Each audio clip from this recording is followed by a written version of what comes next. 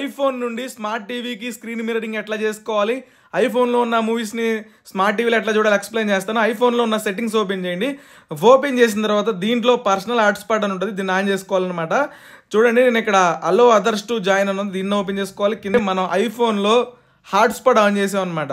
So ఐఫోన్ని పక్కన పెట్టేసిన తర్వాత ఏం చేసుకోవాలంటే మనం స్మార్ట్ టీవీ రిమోట్ తీసుకోవాలి. రిమోట్ తీసుకున్న తర్వాత దీంట్లో మనం వైఫై దగ్గరికి వెళ్ళాలన్నమాట. వైఫై అనే ఆప్షన్ ఉంటుంది. వైఫై అనే ఆప్షన్ దగ్గరికి వెళ్ళిపోయిన తర్వాత పైన చూసుకోండి నెట్వర్క్ అని ఉంటుంది అనమాట. సెట్టింగ్స్లోకి వెళ్ళిపోయాను. సెట్టింగ్స్లో పైన సెకండ్ ఆప్షన్ నెట్వర్క్ అని ఉంది. నెట్వర్క్లో నేను ఐఫోన్తో కనెక్ట్ అయ్యాను అనమాట. ఇప్పుడు నా ఐఫోన్లో ఉన్న హాట్స్పాట్కి వైఫై కనెక్ట్ అయింది, స్మార్ట్ టీవీ వైఫై కనెక్ట్ అయింది. సేమ్ రెండు ఒకే నెట్వర్క్ మీద ఉండాలి.